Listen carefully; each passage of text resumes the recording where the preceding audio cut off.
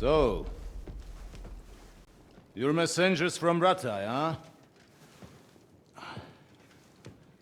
I was wondering when someone would turn up.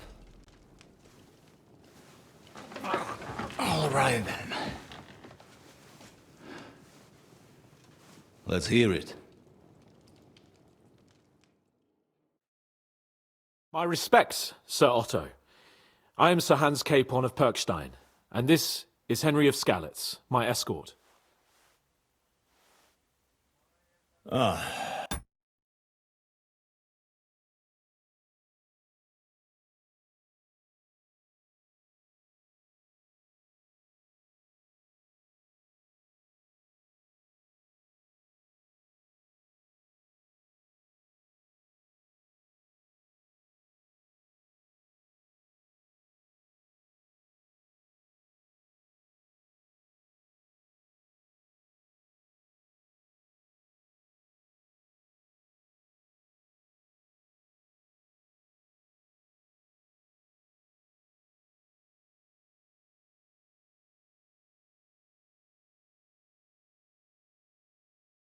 Welcome to Trotsky, gentlemen.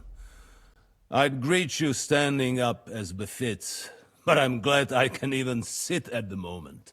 I heard you were ambushed by outlaws. You heard right. Those bastards did a job on me. And I got out luckier than most. Almost all the others were killed, including my page and my surgeon. So there is no one here to heal me, and I will have to inform poor Albert's father that his son died in my service. I hope your health will soon be restored, sir. We shall see. But now, you tell me what happened here in Herrgottsnamen. Why did my chamberlain try to hang you, Lord Capon? In truth, the welcome we got from your Master Chamberlain was somewhat... how shall I put it?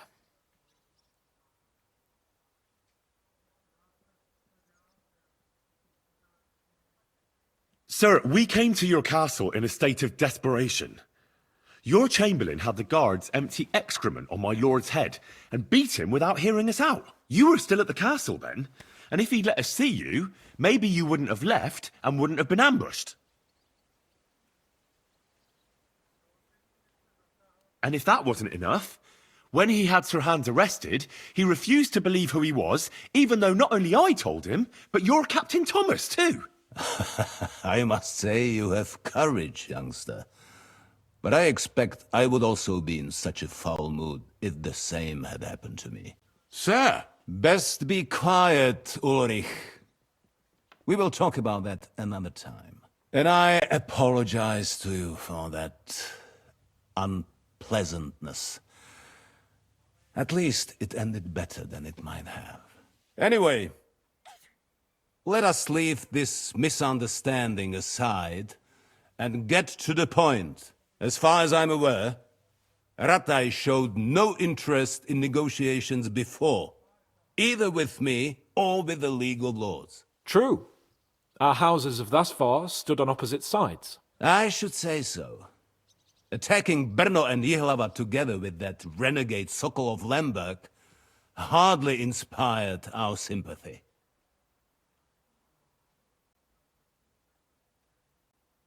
But let us leave that aside. Tell me, what does Sir Hanush have on his mind? I am all ears. Unfortunately, during the ambush, we lost the letter we were carrying, so you'll have to make do with my word of mouth. All right. Go ahead and speak. In brief, Sir Hanush, Sir Radzig, and other lords take the view that the situation has got out of control. And that's of no benefit to anyone in Bohemia, neither Wenceslas's supporters or the League of Lords. King Sigismund's actions will not lead to instilling greater order than under King Wenceslas. Quite the contrary. Let us say that maybe. What arises from it? Sir Hanush and the other lords on our side are interested in knowing what the stance of the League of Lords is at this moment, and Whether they haven't perhaps reevaluated some things. In other words, whether I might betray Sigismund.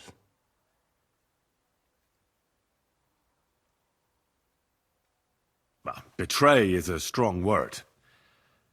We came to you, Sir Otto, because you're the leading voice of the League of Lords. I expect there are also lords among your ranks who are considering how to find a way out of this sticky situation. And for the Kingdom of Bohemia, it would certainly be better if our powers were to join rather than parting. Your companion speaks like a diplomat, Sir Hans. However, the question is whether it's possible to join fire with water and end up with anything but nasty smoke. Nonetheless, Sir Hanush and Sir Radzik are right. There is disorder and anarchy in the land. Bandits riding roughshod all over. As we all know, to our cost. We've had plenty of experience of that at home too, sir. Only a short time ago we had to deal with a similar band. Then you will surely understand that before I begin debating who would be the better king, I must sweep my own doorstep. Only I'm damned if I know how to do that, since those bastards have wiped out half of my garrison, including my captain. If I may be so bold, sir, you're not the only one. We also have a score to settle with them, so Henry and I will gladly help you. Is that so? Now that is what I call the words of a knight, Sir Hans. Right now, we've got a common enemy, so we have common interests too. So then, sir, may we be of assistance to you? Indeed you may. Perhaps in the end we may really find some common ground. I need to muster sufficient reserves to deal with those outlaws once and for all. I'm summoning my vassals here to Trotsky. And since I don't have many men left to send as messengers, I will gladly accept your help. Just say the word, sir. Where should we go? You'll go to Nebakov, a small castle, or rather a fortress among the cliffs. The yeoman there, Jaromir Nebak, is an old hardhat and may not be very willing to fulfill his obligations. It would be useful if an eloquent noble like yourself visited him to explain him clearly why I need his whole garrison. Who is this Lord Nebak? The lord of a smaller house with not much in the way of estates, just a fortress and lands, but he also owns a mill that provides a significant part of his income. His children are grown up. His daughter married well, thanks to Sir Otto. His son is away from the domain, dealing with duties. Sir Otto helped him to acquire an official position. In short, the House of Nebak is more than beholden to Sir Otto for his magnanimous help and support. Thank you, Ulrich. Nevertheless, I suspect Jaromir will not be keen to charge into battle. But that is of little consequence. He has a few good men who will be useful. That will do us. If he delivers, I will regard his obligation as fulfilled. What should we do if he's unwilling to heed what we say? His house has always been loyal to mine. And it has always been more than worth their while. So tell him that I would like it to remain so. I do not expect any great obstacles, but it would be wise to show Sir Jaromir respect by sending him someone of status. He will take his time over being persuaded, and then concur, as he always has done. I'll get to him somehow, sir. I expect nothing less from you. Is the route... As I said, the fortress is... Don't worry, sir. We'll take care of it. All right. We'll head out as... Very well. The Chamberlain will show you where you can put your heads down, and he will supply you with horses. And once we have resolved this little digression, we shall talk about your own mission. Thank you, sir. May I ask something, Sir Otto? Oh. Ask away, young man. When you were ambushed, Did you see those bandits? Would you recognize any of them? Henry, don't start with that again. Why do you ask? The thing is, when we were ambushed, I believe I saw among them one of the men we ran up against at home. Oh. What did he look like? Do you know his name? He's called Istvan Toth, a Hungarian noble. He wears black armor. A stocky fella, around 40. I've already told you that's nonsense. How would he be here? You only saw him from a distance, from behind. You're imagining it. And why does this Toth interest you, young man? He was the leader of a band that made trouble for us in Sasau. And he has something that belongs to me. Interesting. Interesting. But I must disappoint you. I saw no one of that description. Thank you, sir. I'm sorry. I had to ask. I understand. And now I shall entrust you to the care of Uri here. Go with God. Thank you for everything, sir. There will be time enough yet for social niceties. Sir Otto has generously agreed to accommodate Lord Capon in one of... And you, Henry, shall also be accommodated. There, your... equipment shall also be returned to you, and you'll find your horse in the stable. Nevertheless, his lordship takes the view that, as a noble's escort, and therefore he has kindly decided that you may take one of our horses. Gentlemen, follow me.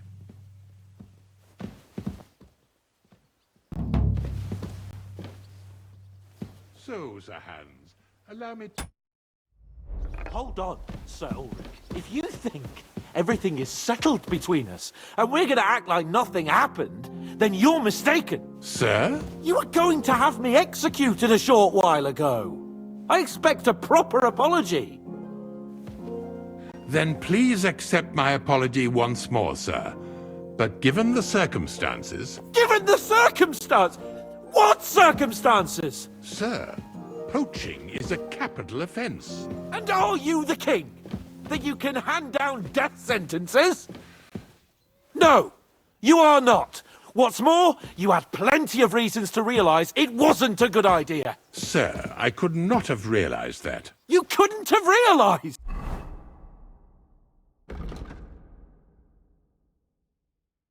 Yes, you could, but then you wouldn't have been...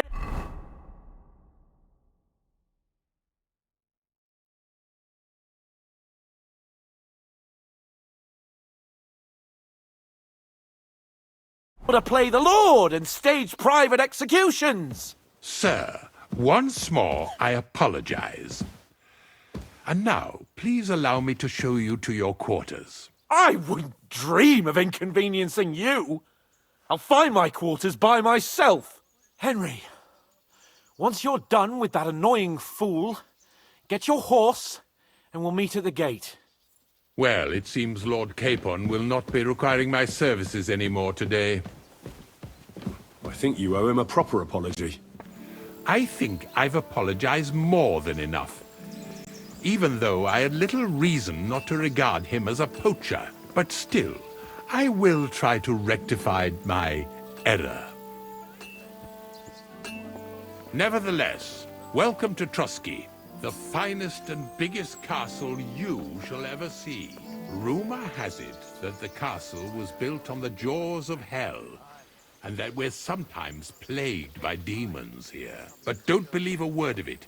It's just idle talk to excuse the servants' laziness and incompetence. It's demanding enough keeping everything here running smoothly without any of that. It requires a man of exceptional qualities and talents. By the way, this place is a maze for strangers. It's very easy to get lost.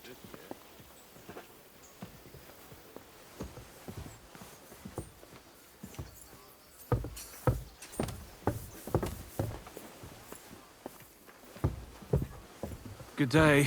Good day to you. The jail cells are silly down doggy. there. But I believe you are already fairly well acquainted with that part of the castle, aren't you? All too well, thanks.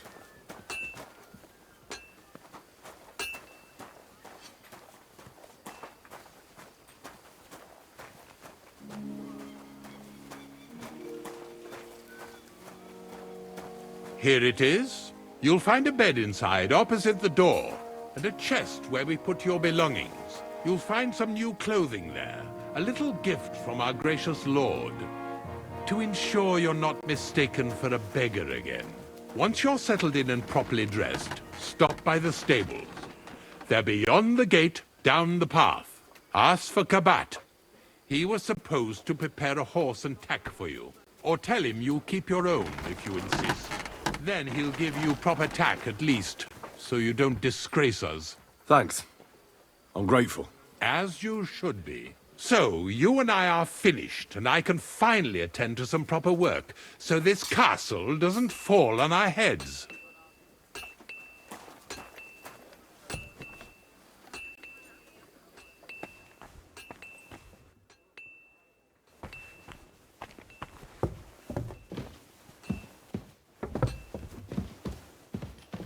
Huh? You shouldn't be bothering us here.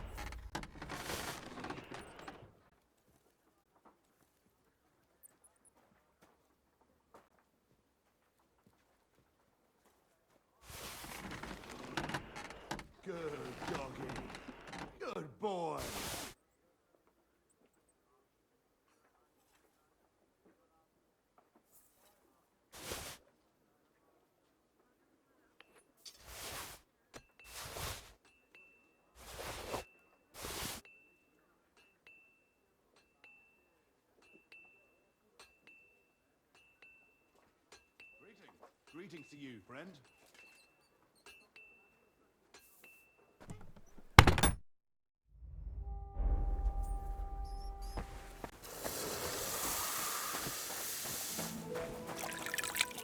Greetings. Would you repair a few?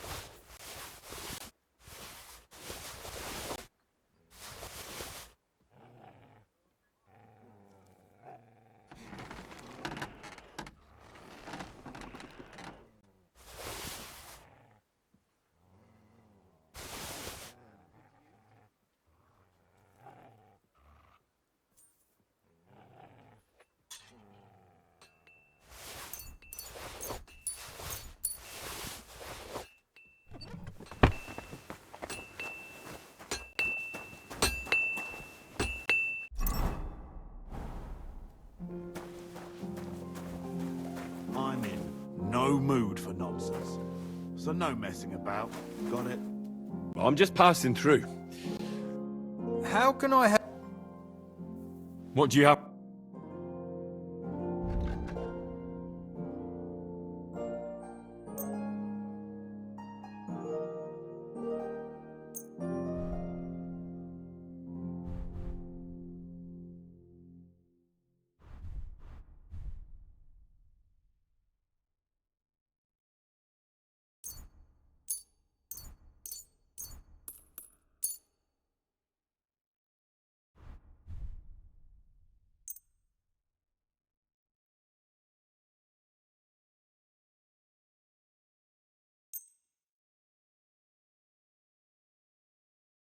A word about the price. Well...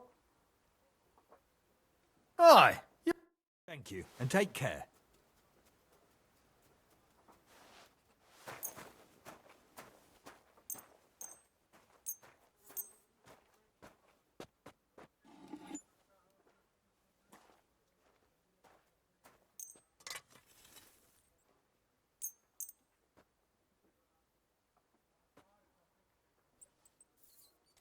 Let's talk about the price. Satisfied? Look. Aye. I'm glad you found what you were.